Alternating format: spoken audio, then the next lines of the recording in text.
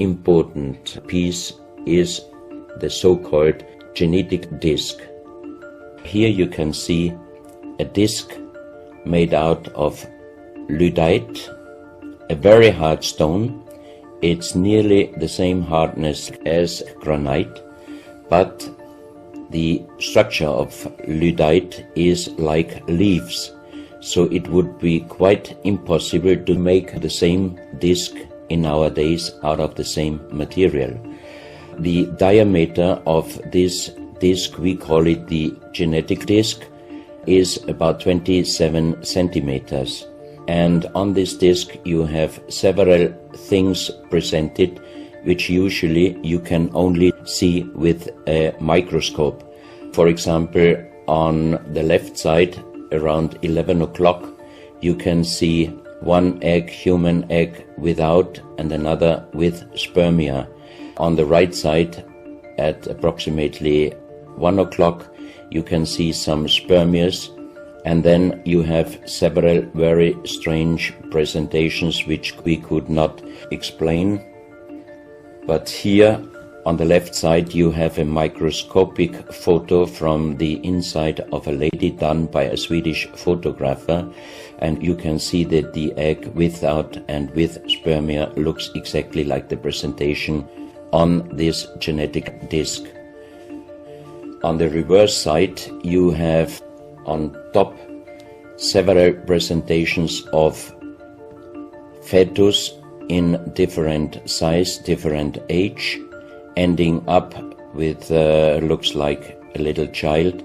You see also at the end of the plate around 6 o'clock female and male, and also on the right side around 9 o'clock you can see the presentation of man, woman and child. But the strange thing is how they present those human-like heads. This, in joking, I call it the dentist chair. Perfectly done, but again, same material, lyddite. And the strange question is, why, if they could make such perfect figurines out of this very difficult material, why did they show the human face always with big round eyes and a little nose and a big mouth? There is no real explanation possible.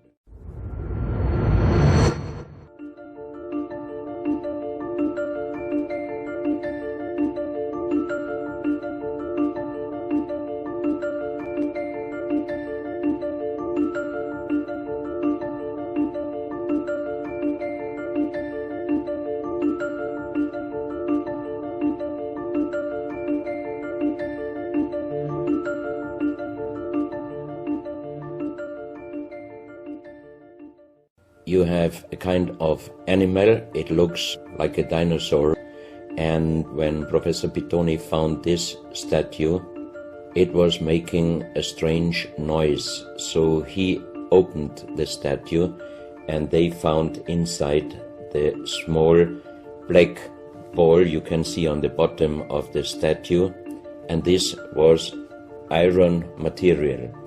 When we did the research on this artifact, and especially on this metal ball, next morning the professor called me and told me that somebody must have done a bad joke to me. I asked why, because the result of the research was this metal material is chrome steel, and chrome steel was found first time at the beginning of the 20th century in Austria. That means it was impossible inside a statue with the age of approximately 17,000 years.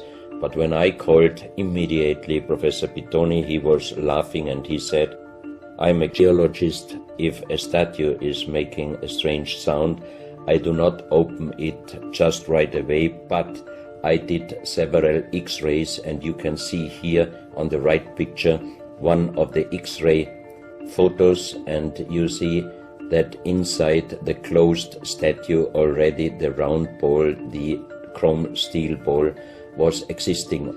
On this X-ray photo you can see exactly, and also Professor Pittoni saw that this statue in former days already was opened, but perfectly closed again, and he called a specialist who opened it exactly concerning this photo, the small stone ball which was closing the hole inside, and you can see that the metal ball was already